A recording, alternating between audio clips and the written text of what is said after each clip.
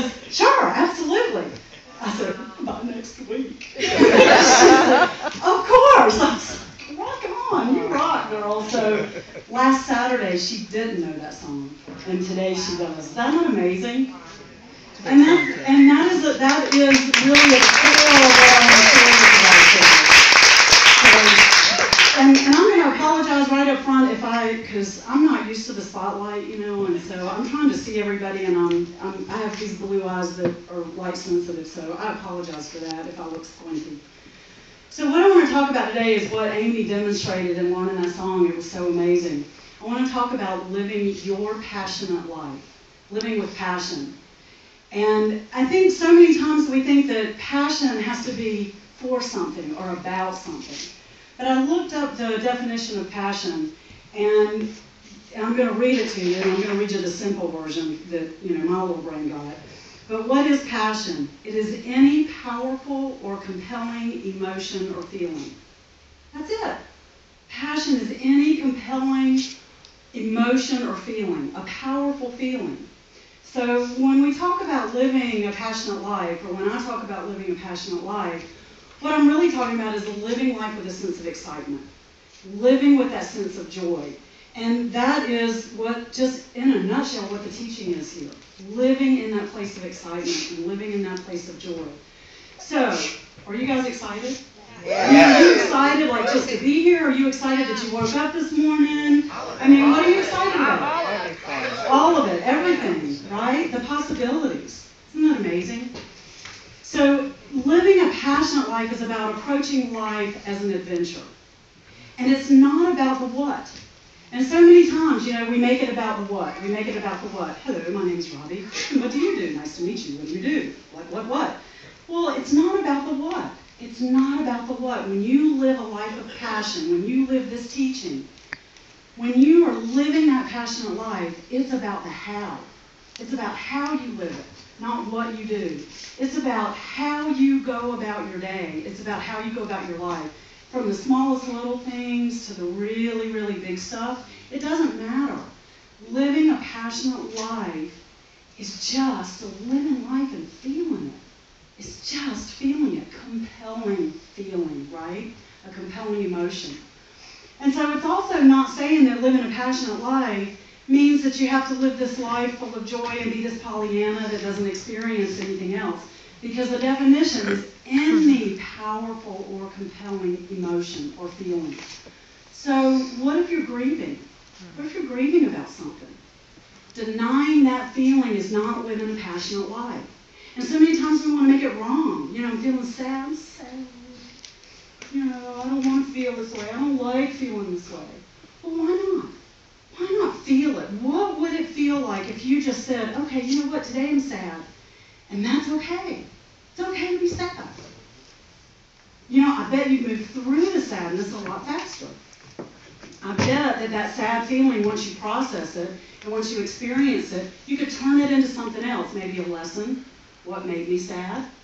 So feel it. And that's what I'm suggesting today. And that living that passionate life is about feeling all of your feelings. And again, not about the what, but about the how. It's about the how. So in talking about the how, that means that we don't have to compare to others. The what makes us compare to others. What do you do? What do you think? What? That's comparison. We're talking about living your passionate life. What are you feeling? Nobody else can make you feel anything or take a feeling away from you. Your feelings are yours. And a very wise person says to me all the time, I won't call him out this morning. He says to me all the time, your feelings are valid. Your feelings are valid. What you're feeling is okay. Doesn't matter what anybody else thinks about my feelings. My feelings are valid. They're okay. And it's good to be in it. So I'm going to read a quote to you, and I don't have my glasses, so I'm going to pick up the paper. But what I want to talk about some more is the expression of that passion, how it shows up in your life. So this quote, every great dream begins with a dreamer. Always remember, you have within you the strength, the patience, and the passion to reach for the stars to change the world. Now, I read that and I thought, wow, that's really cool. Of course, you have within you the strength, the patience, and the passion to change the stars and change the world. Well, that's what we teach here every day, and we talk about it all the time. And then I read a little bit further, and I saw who said it. That part is what blew me away. That part is what says this woman led a passionate life. She felt her feelings, and she embraced her feelings. Her feelings that maybe something in the world wasn't right, or her feelings that maybe she could be more. And it didn't matter what more, she could be more. So that quote, I'm going to read it again. Every dream begins with a dreamer.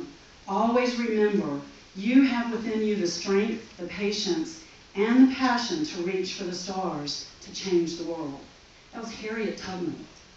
She was born a slave.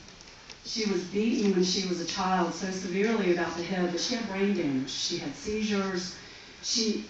And it's amazing that she talks about being a dreamer because this brain damage created dreams for her that were huge. I mean, she became a dreamer because of the damage that was done to her. So she led 13 missions for the Underground Railroad. Amazing, amazing. This woman, when she said this, I mean, it just blows me away that she comes from a place of being enslaved and beaten. And she says, you can be a dreamer. You have the passion to change the stars and change the world. Holy cow, that's amazing. It's just amazing to me. So when we talk about the expression of passion and how it shows up for you, I think for me, I always thought that passion showed up as something really big and grand and, you know, like Lady Gaga, she's got passion, of course she does, you know, she's out there doing her thing, right? And she does. She has passion for life, or who else could wear a meat suit? I mean, really, she's got something going on, right? But passion shows up in very different ways, and I want to compare to, I said we weren't going to compare, but I am going to compare for the purpose of kind of getting it, two very, very famous women that you can all hopefully relate to and see. So the first one is Mother Teresa. And think about the passion that she had in her life, passion for living. And it showed up for her in compassion for others. But she didn't stand up on a big stage, and she didn't have a TV audience of millions. She went out into the streets of the poorest city in the world, into Calcutta. Now, she was Albanian, so she went to Calcutta. But she went to Calcutta, and she started just ministering to the people who were sick, who were tired, who were needy. And she had this passion for being alive. She had this passion for being, just for being. And it showed up for her in the work that she did. So that's two different things. The passion is what kept her going. That compelling feeling, that emotion kept her going. So by the end of her life, and I'm going to read this because I want to make sure I tell you right, Mother Teresa had 610 missions around the world. But she always stayed in Calcutta for the most part. I mean, I think she traveled around a little bit, but she always wanted to go right back to Calcutta because that's where her work was, and that's where her passion was. And that's where she felt most alive, was working with the people that needed her. But she had the 610 missions, but it was in 123 different countries. 123 different countries. Now, I think she was like maybe 5 feet tall. You know, she was like this, and all the pictures I've seen of her, I'm sure at one point she was a young lady, but all the pictures I've seen of her, you know, like she's just working so hard and doing her thing. It's amazing. But all of her missions around the world, what they focused on were people who were sick. And they focused on creating hospices, and they also focused on HIV/AIDS around the world. Now that to me is just absolutely amazing. And you think that it was her passion, her feeling for her living, her feeling, her compelling emotions created that around the world. So think about Mother Teresa. She was quiet, she just kind of did her thing. You know, she cared for the poor, she cared for the sick. And then let's compare her to somebody else who leads a life of passion, and that's Oprah Winfrey. Very, very different. Oprah is loud and out there and big and bold, and she says what she thinks. And she dares to do what her emotions and what her feelings bring forth in her. She dares to do it, which is absolutely amazing. Now, both of those women, you say, yes, I know Mother Teresa, I get that, a picture comes into your mind. And then, yes, Oprah Winfrey, absolutely. And you think those two women really don't have a whole lot in common. I mean, their lives were completely different. How they reached out and touched the world was completely different. what they did. I mean, Oprah was a TV star, Mother Teresa, nun, down in the trenches. Very, very different. But what they had in common was passion. Passion for living their life. Not anybody else's life, not what anybody else thought they should do or wanted them to do, but living their life. How amazing is that? I mean, when you think about it, we have the permission from the universe, from God, from Creator, to live our own life. And I'm suggesting live your own life with passion. Live it with that feeling. Live it with that oomph. It's amazing. So I'm going to actually tell a couple of stories, a few examples of people that I have met along the way that I think have passionate lives. And one of them, her name is Gogo Nonzamani. And I met her in 2007, the first time I went to South Africa. For those of you who don't know, I travel to other countries doing work. We call them medicine dances. They are spiritual dances that we do that are done in the tradition of Native Americans, and they are dances of peace. And so I went to South Africa, and I'd heard from my other friends who went there about the Gogos. That's what we call them, the Gogos. Now, Gogo simply means grandmother, and it's a term of respect in South Africa. So when you call somebody Gogo, you're telling them that you have the utmost respect for them and their wisdom, no matter what their age is. I mean, I've seen little children being referred to as Gogo. So Gogo Nonzamani, and I'll tell you, Gogo Nonzamani, she's about this tall, put my arms around her, she's about this big. And she is absolutely fabulous. She is amazing. And so, I was kind of nervous because she's a Sangoma, which is a Zulu traditional healer.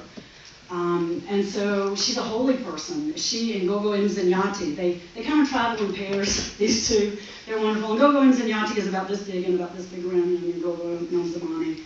And the first time, before I met him, I'll tell you this, before I met him, I was told you're going to meet Gogo Nonzamani and Gogo Mzanyati, and I thought, what the heck? Okay, wait, how am I going to know this? So for like the first day, before they got there, I was going, Nonzamani, Mzanyati, Nonzamani, Mzanyati, trying to make sure I had the energy.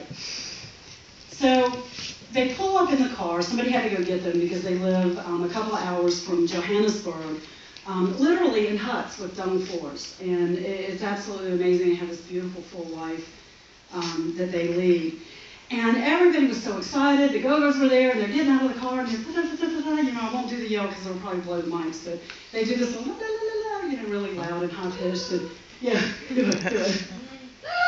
There you go. So that was going on all over the place with all these different people who were welcoming them in. And because I'd never met them, I was a little bit intimidated, and I don't get intimidated very easily, but I was. I thought, God, they're so big, and they're so beautiful, and they're so powerful, and they had all their beads and their robes wrapped around them and their capes, and it's like, oh my God. So I'm just standing there, and Gogo Nonzamani, after she greeted some of the people that she knew, she looked over and she saw me. And the look on her face, she recognized me. Well, she didn't know me from Adam. I mean, she doesn't have a phone or computer, she doesn't have anything, so she couldn't have known who I was. And she looked at me standing off to the side with this pure joy in her heart. And she came up to me. She didn't wait for me to approach her, which was a good thing, because I probably would have stood back for a few more minutes.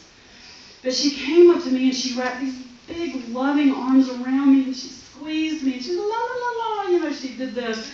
And then she stood back and she held me by the arms like this, and she looked me in the eye, and she said, God is great to let us meet today. And I stood there and said, good to meet you too. She was just so amazing. But in that moment, what I felt, all of the intimidation was washed away, and what I felt was her passion for life. And when she said God was great to let us meet, she meant it. And she didn't even know me, but she meant God was great to let us meet. So I'm going to flash forward now just a couple of weeks. This was a time I spent 6 weeks in South Africa. And we traveled from Johannesburg in caravan. We had lots of Gogos at that time. The Gogo Nonzamani and Gogo Mzanyati are the two kind of in the hierarchy. They trained everybody else. So we have lots of Gogos. We have people from Norway and Israel and Germany, and I think we had 11 countries all told represented. And we're in these little vans, and you know, when you're driving around in South Africa, their main roads are really good if they're paved.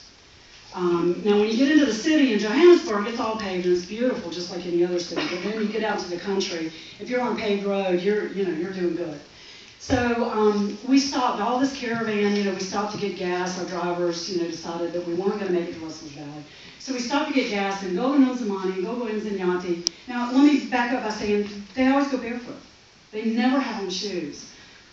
I would love to get them a pedicure, because, oh my God. But I'm not sure it'll do any good.